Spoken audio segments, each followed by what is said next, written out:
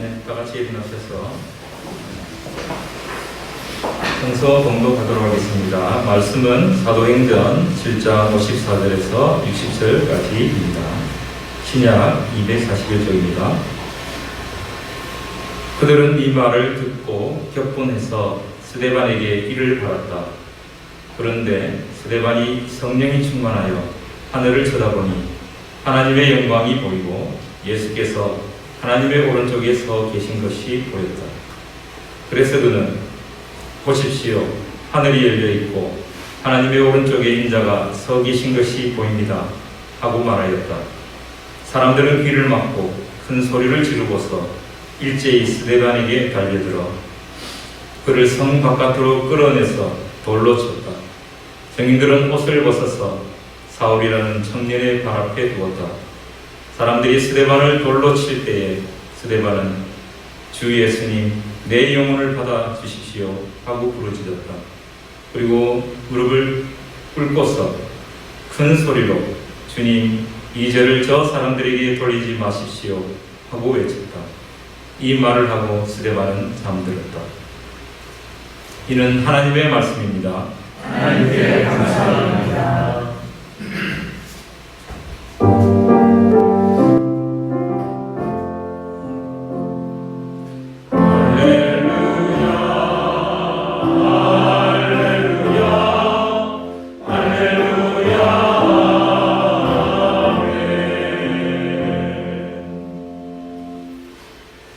오늘은 예수님을 생각나게 하는 성도라는 제목으로 안중동 목사님께서 말씀을 전해주시겠습니다.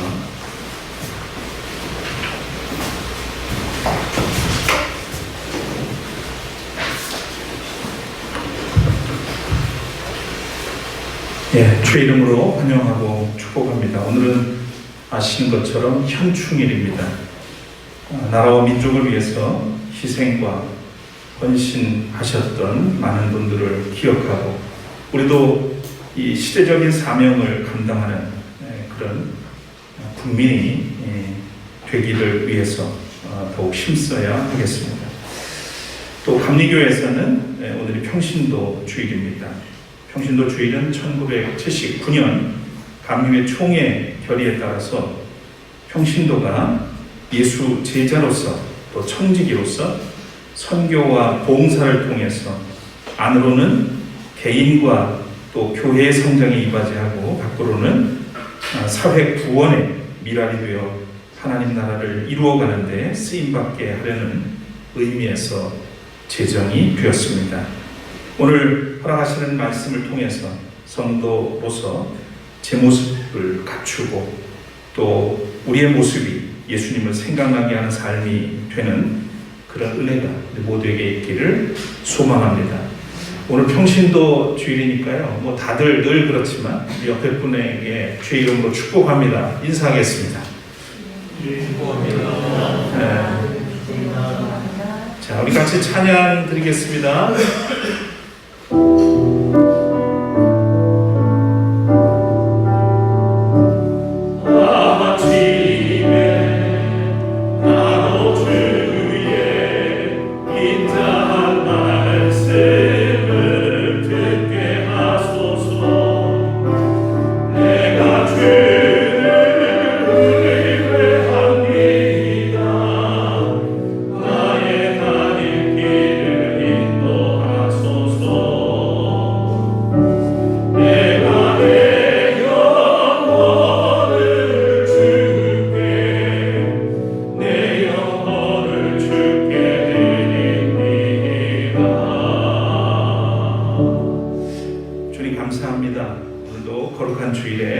불러주셨습니다.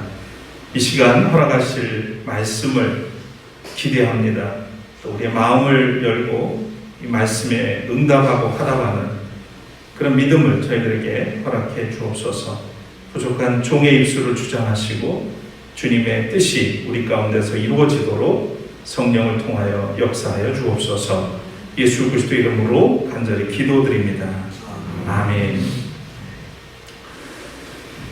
평신도라고 하는 말은 전임 사역자로서의 목회자와 또는 사제를 구분하는 그런 개념에서 나온 말이라고 할 수 있겠습니다.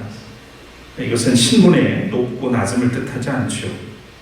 역할과 사역의 범위를 나타내고는 있지만 실상 하나님 앞에서는 이런 구분은 무의미한 일이라고 생각을 합니다. 모두가 살아가는 것, 믿음 안에서 살아가는 것은 성직을 수행하는 것과 같기 때문에 그렇습니다. 우선 지금 코로나 팬데믹 상황이 꽤나 지속되고 있는 이 상황에서 우리 모두가 성도로서의 자존감을 회복해야겠다는 생각이 듭니다. 하나님 앞에서 은혜를 입은 사람으로서 모든 사람은 동등합니다. 사도 베드로는 이렇게 전했습니다. 여러분은 택하심을 받은 족속이요, 왕과 같은 제사장들이요, 거룩한 민족이요, 하나님의 소유된 백성입니다. 구약에서는 제사장을 통해서, 그리고 중세 시대에 이르기까지는 사제를 통해서 하나님께 나아갈 수 있다고 생각을 했습니다. 그러나 마틴 루터를 비롯한 종교개혁자들은 누구나 예수 그리스도의 이름을 믿음으로 하나님께 나아갈 수 있다고 그렇게 믿게 되었죠. 이를 만인 제사장, 만인 사제설이라고 합니다. 이 만인 제사장은 모든 사람들이 중보자 없이 하나님께 직접 나아갈 수 있고 또 모두가 하나님으로부터 선택받은 거룩한 성도이자 그리스도를 통하여 성령의 도움으로 하나님께 직접 예배하고 교통할 수 있다는 기독교의 교리입니다. 우리는 성도로서 언제 어디서나 하나님 앞에서 주체적이고 능동적인 예배자이며 또한 사역자여야 합니다. 헨리 나우에는 이런 그리스도인을 가리켜 예수님을 생각나게 하는 사람들이라고 했습니다. 우리는 누군가에게 나를 통해 예수님이 생각나도록 그렇게 살아가고 있는가? 오늘 이 아침 함께 생각했으면 합니다.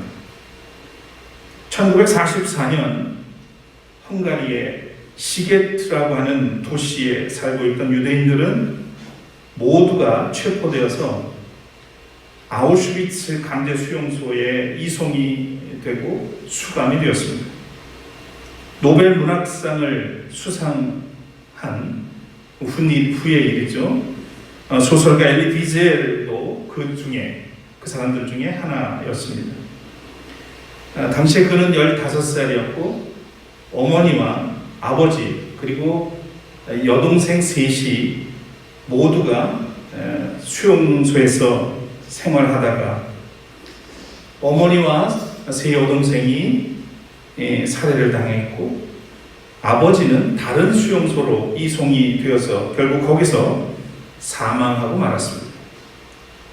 그는 이 대학살에서 유일하게 가족 중에는 홀로 살아남아서 20년이 지난 후에 고향으로 돌아가게 됩니다. 그러나 그를 가장 고통스럽게 한 것이 있었는데 그것은 이 시게트 주민들이 그들의 기억 속에서 이웃으로 함께 살고 있었던 그 유대인들을 지워버렸다고 하는 그 사실이었습니다. 그래서 엘리 비젤은 그때의 심정을 이렇게 기록했습니다. 시게트 주민들이 이웃이었던 우리들을 쫓아내고 부인한 데 대해서 화가 난 것이 아니었습니다. 내가 화가 난 것은 그들이 자신들의 이웃을 잊어버렸기 때문입니다. 그렇게도 빨리, 그렇게도 완벽하게 유대인들은 그 도시에서 쫓겨났을 뿐만 아니라 그들의 기억 속에서도 쫓겨난 것이었습니다. 인간의 비정함이 느껴지는 글입니다. 죄악에 대한 망각은 더 큰 죄악을 지어낼 수 있어요. 아우슈비츠의 대학살을 망각함으로써 히로시마 원자 폭탄의 대재앙을 비극이 일어났고 또 히로시마를 망각해서 어쩌면 오늘 지구의 기후위기라는 대재앙을 불러오고 있는 것이 아닌가 싶습니다. 성도는 죄악에 대해 망각하는 사람이 아닙니다. 용서받은 기억을 가지고 사는 사람들입니다. 성도는 불행한 과거를 망각하기보다는 치유받은 기억을 하고 살 때 더 큰 은혜의 바다로 나아갈 수가 있습니다. 결국 사람들에게 예수님을 생각나게 하는 흔적을 보이게 되는 것이죠. 성서의 인물 가운데 예수님을 가장 많이 기억나게 하는 사람을 꼽으라면 여러분은 누구를 꼽겠습니까? 예수님을 가장 많이 생각나게 하는 사람, 여러분은 누구를 택하시겠습니까? 저는 스데반 집사입니다. 예수께서는 제자들이 성령의 강림을 통해서 능력을 받고 예루살렘과 유대, 더 나아가서 사마리아와 땅끝에 이르기까지 주님의 십자가와 부활의 증인이 되라고 하셨습니다. 그러나 회심하고 주님께 돌아오는 이들이 점점 늘어나고 유대교 지도자들의 핍박이 점점 심해지자 이들은 두려운 나머지 땅끝으로 흩어지지 못하고 있었습니다. 그러던 중에 돌보아야 할 그런 대상들이 점점 늘어나면서 예루살렘 교회 내부에서 갈등이 빚어지기 시작합니다. 그런데 성령의 인도하심을 따라 사도들은 말씀 선포와 기도에 전념하기로 하고 그리고 신자들을 돌보기 위해서 성령이 충만한 7명의 집사를 세웁니다. 그 중에 한 사람이 오늘 본문에 나오는 스데반 집사입니다. 성경 전체를 볼 때 오늘 본문에 나오는 스데반 집사의 순교는 선교에서 아주 중요한 기점이 됩니다. 사도들이 흩어지게 만든 장본인이기 때문입니다. 사도들이 스스로 흩어지지 못하자 성령께서 이 사건을 통해서 스데반의 순교의 사건을 통해서 복음이 예루살렘에서 사마리아로 또 사마리아에서 땅끝으로 전파되게 하신 것입니다. 스데반 집사는 예수님을 생각나게 하는 사람입니다. 비록 짧게 살았지만 복음의 역사에서 길이 남을 만큼 아주 굵고 크게 산 사람이죠. 승천하셔서 예수님 우편에 앉으신 예수님까지도 자리에서 벌떡 일어나게 만들었던 사람입니다. 한마디로 그는 예수님을 닮고 또 예수님처럼 죽었던 가장 위대한 그리스도인 중에 한 사람이라고 꼽을 수 있겠습니다. 그리고 위대한 점이 또 하나 있습니다. 그리스도인들을 핍박하던 청년 사울에게 영적으로 충격을 안겨주었던 인물이죠. 그래서 결국 사울이 예수님을 만나서 회심하고 이방인을 위한 사도로 부름받은 바울이 되는 겁니다. 이 스데반 집사의 설교에 마음이 찔린 사람들이 회심하기보다 오히려 분노해서 그를 성 밖으로 끌어내고 돌로 내려칠 때 이 사울은 거기에 있었습니다. 주의 이름을 부르며 순교하던 스데반 집사의 일거수일투족을 보았던 것이죠. 오늘 본문 58절에 보면 그를 성 밖으로 끌어내서 돌로 쳤다. 증인들은 옷을 벗어서 사울이라는 청년의 발 앞에 두었다. 이렇게 기록하고 있습니다.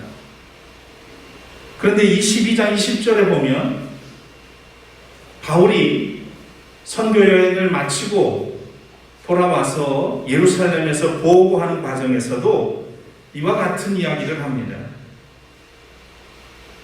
내가 주님을 만나기 전에, 주님의 사도로 부르심을 받기 전에 나는 스데반이 돌에 맞아 죽을 때 그 옆에서 있었다라고 하는 고백을 했던 거죠. 그런 내가 지금 이렇게 주님의 부르심을 받고 선교를 하고 있다는 것을 증언했던 겁니다.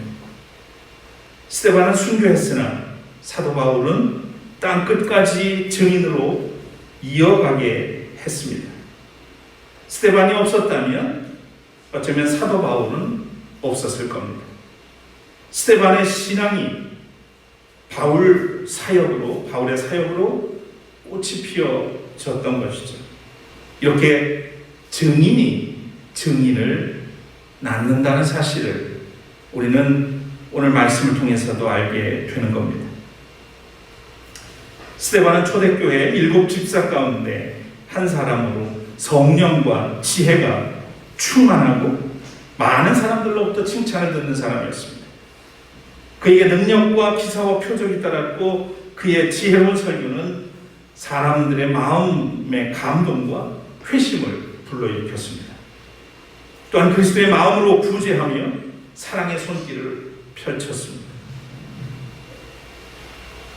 대부분의 사도들의 이야기보다 그 많은 사도들이 있었음에도 불구하고 오늘 본문 또는 사도행전을 읽어보면 스데반 집사의 스토리가 사도행전에 비교적 자세하게 기록된 것을 미루어 볼 때 그의 영향력은 결코 적지 않았음을 보게 됩니다.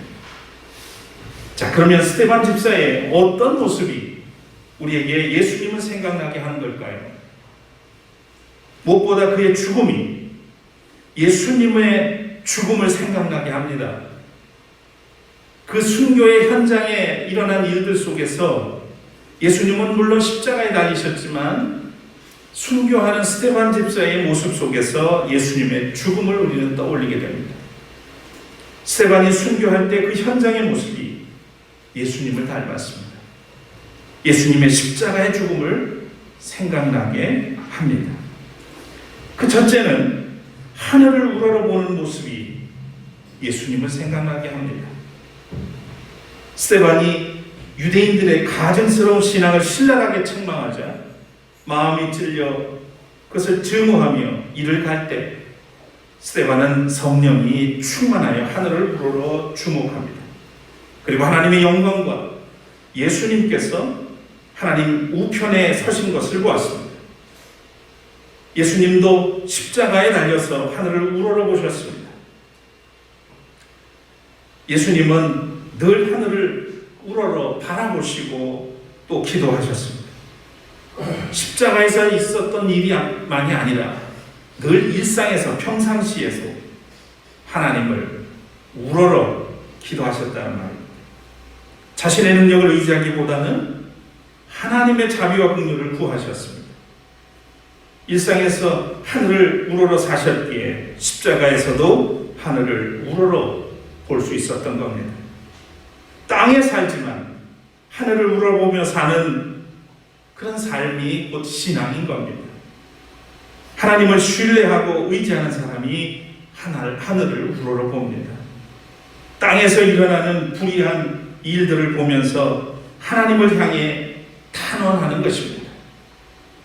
성도 여러분, 땅의 것을 우러러보지 말고 하늘을 우러러 하나님을 신뢰하고 자비와 긍휼을 구하는 성도 되시기를 원합니다.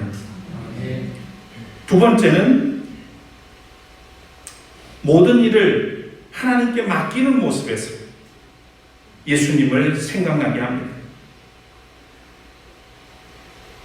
오늘 본문 59절에 사람들이 스데반을 돌로 칠 때에 스데반은 이렇게 기도하죠. 주 예수님, 내 영혼을 받아주십시오. 내 영혼을 받아주십시오. 이렇게 부르짖었다고 기록하고 있습니다.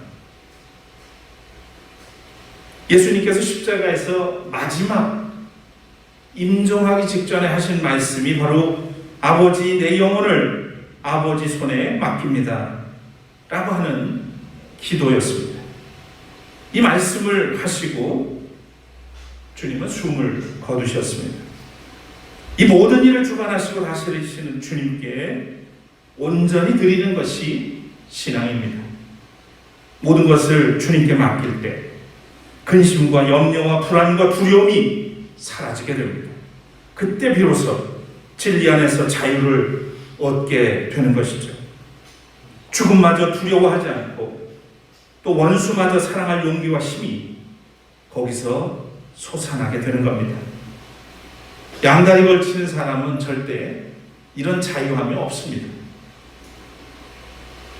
성도 여러분, 우리를 지으시고 다스리시는 전능하신 하나님께 삶 전체를 온전히 맡겨드리고 참된 자유를 얻으시고 또한 누리시기를 축복합니다. 왜냐하면 세상이 줄 수 없는 그 자유와 기쁨을 누릴 때 사람들은 그 모습에서 예수님을 생각하게 되기 때문입니다. 세 번째입니다.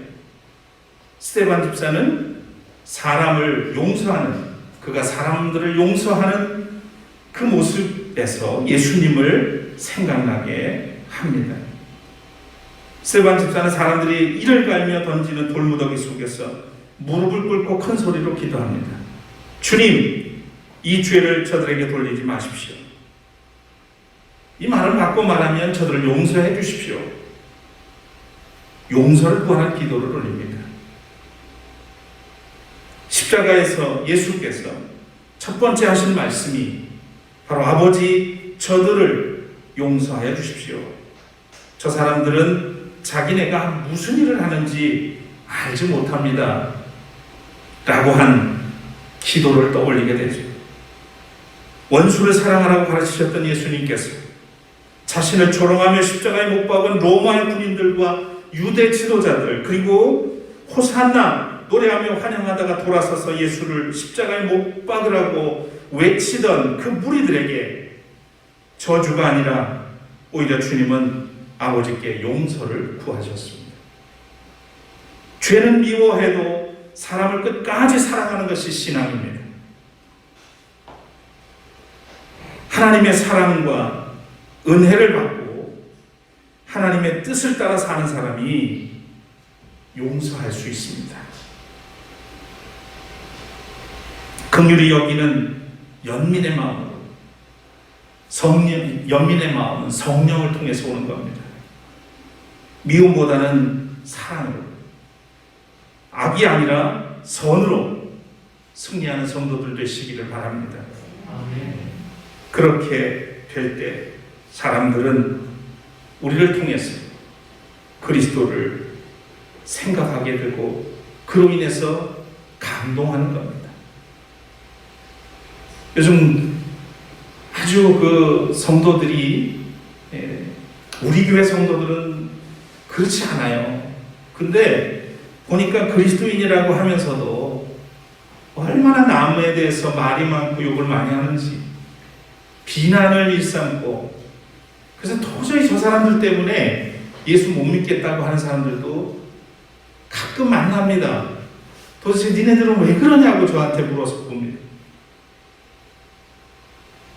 예수님을 그리스도인의 모습에서 결코 발견하지 못하기 때문인 것이죠. 여러분, 스데반 집사는 예수의 가르침을 몸으로 배웠습니다. 배운 것을 삶으로 살아내는 사람, 그래서 예수님을 생각나게 하는 사람, 예수의 흔적을 가진 사람이었습니다. 우리가 어떻게 해야 예수님을 생각나게 하는 사람, 그런 삶을 우리가 살 수 있을까요? 그것은 다른 방법이 없습니다. 가장 중요한 것은 예수님과 연결되어 있어야 하는 겁니다. 어느 한 부분이 아니라 우리 삶 전체가 예수와 한 몸이 되어야 된다는 말입니다. 그래서 예수님께서도 요한복음 15장 5절에 나는 포도나무여 너희는 가지이다. 사람이 내 안에 머물러 있고 내가 그 안에 머물러 있으면 그는 많은 열매를 맺는다. 너희는 나를 떠나서는 아무것도 할 수 없다. 나무에 가지가 붙어 있어야 열매를 맺는 것처럼, 콘센트에 플러그가 연결되어 있어야 전등을 밝힐 수 있는 것처럼, 성도는 그리스도와 전인격적으로 일체가 되어 살아야 합니다. 몸 따로 생각대로 행동 따로가 아닙니다. 말과 삶 속에서 예수의 냄새가 나고 예수의 행동이 드러나야 되고 그것이 한 몸이 되었다고 얘기할 수 있습니다. 그래야 그리스도의 모습이 행실로 나타난다는 거죠.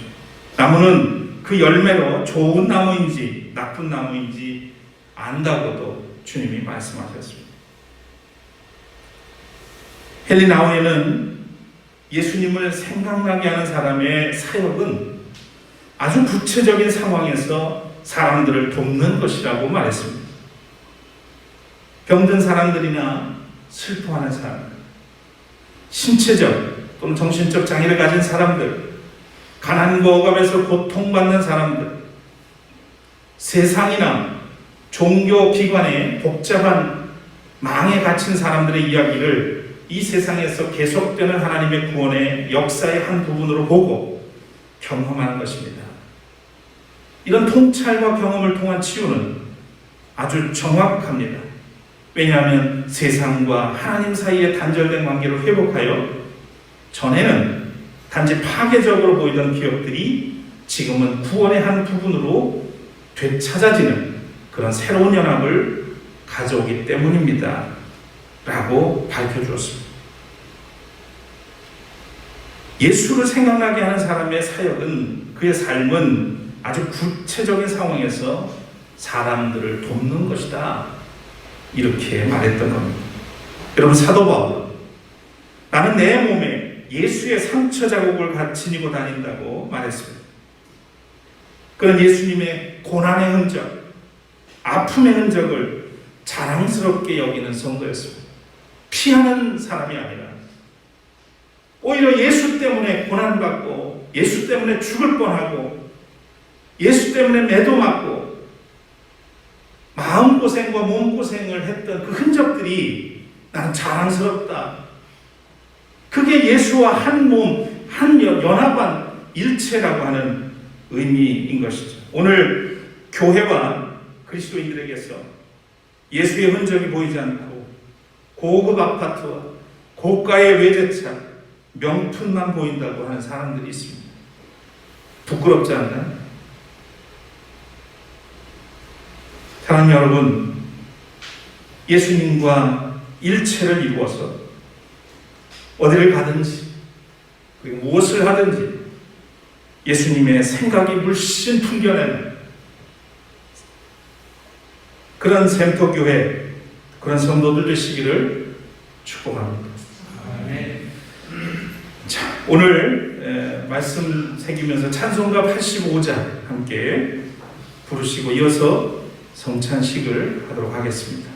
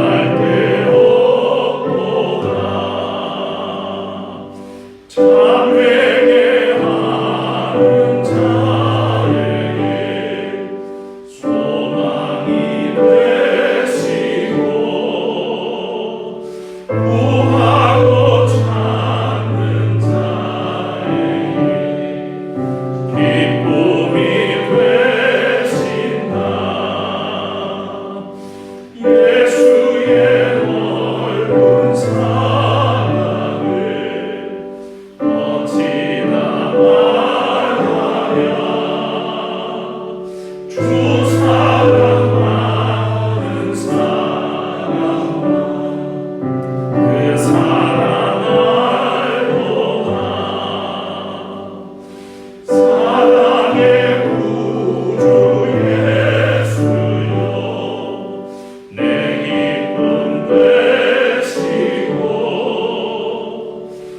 이제